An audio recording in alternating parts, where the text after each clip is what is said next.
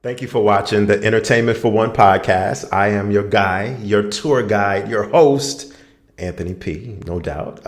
This one I'm talking about right here, right now. Talking about James Gunn, the new CEO of the DC universe, and he's taken over.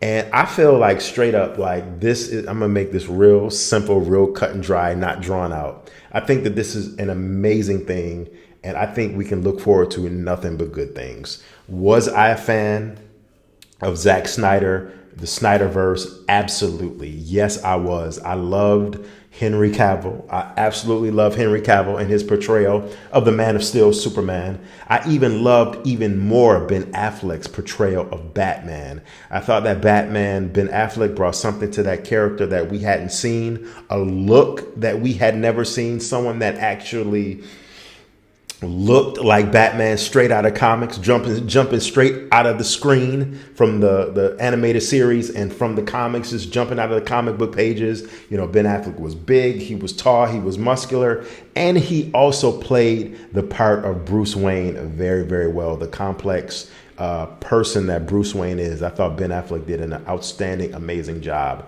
I thought that the Justice League, the Snyder Cut, with the 4 hours, as long as it was, I felt that was amazing. I felt that a lot of the movies in that whole Snyderverse, whether it be Wonder Woman or whether it was Batman versus Superman, although I have major gripes with Batman versus Superman, one of the major ones being Gotham and Metropolis being right across the bay, right across the water from each other. I hated that idea and that aspect. There were another bunch of major issues I had with that film, just like I'm pretty much sure everyone else did. I thought it was a decent film. It wasn't one of my favorites. It wasn't one of my go-to films out of the Snyderverse, but I thought it was a decent film. One of the major things that I had wrong with the whole entire Snyderverse was that I love the dark nature of it, but I thought it was just a little too dark, whereas it was like real depressing.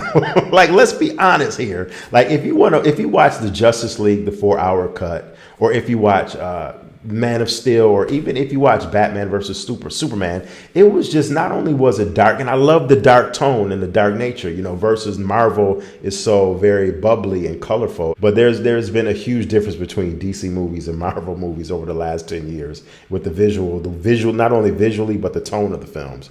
But I like the tone, but it was just way too dark, very depressing. Like, you're leaving the theaters watching Batman versus Superman or Justice League, watching it on HBO MAX or Man of Steel, just feeling like it took you on a roller coaster, but you're basically leaving the theaters thinking, wow, it left us with no hope.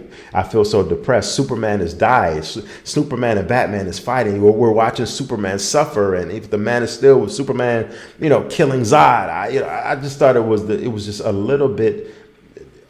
The Snyderverse was hopeless, basically. And that scene at the end of the 4 hour cut of the Snyder cut of the Justice League, where they pretty much, that very end scene where it was like a dream sequence, sort of left us very depressing. So long story short, I think that this is good to reboot and start over. There can be nothing but there could be nothing but up from here, from where DC has literally been over the last 10 years. The last couple of years specifically. I thought Black Adam, believe it or not, even though I had fun, I liked Black Adam. I thought the film was, it had this thing. I love the Justice Society. Pierce Brosnan, Hawk. I loved the Justice Society, and I'm kind of sad that we're not going to see them in future films at that iteration. But I actually had fun with Black Adam, the film. I liked it. Shazam, I'm not a huge Shazam fan, don't like Shazam, but I am interested to see where and what this Flash movie with Ezra Miller and Michael Keaton returning as OG Batman. I can't wait to see the Flash this summer, so I'm definitely awaiting that. So yeah, DC, in order to get, and this is just a model that we can all use in life. Sometimes in order to get things right, in order to go on the right direction and path we want to go on, we have to clean the slate. We have to be, it's cliche, but out with the old, in with the new. I know it hurts to get rid of something that's near and dear to your heart. But if that's something near and dear to your heart is toxic, like the Snyderverse was toxic. The Zack Snyderverse fandom is very toxic out here on YouTube and social media and Twitter. I mean, you got to get rid of it. You got to start a clean slate. And I feel that James Gunn is the man to do it. He's from the comic world. He's from the whole world of the genre that we all know and love. He's the right man to do it. We got to give him a chance. So I'm patiently awaiting these updates that's going to be coming, like he said, in the top of the new year. As far as the slate of films that they're going to be coming out with the universe and where they plan on taking them. Just most recently today, there was a report that the HBO Max series with Green Lantern has been scrapped. And James Gunn, as you can see, came out with a tweet just simply saying fake. So we don't know what's fake. If you don't know what I'm talking about, there was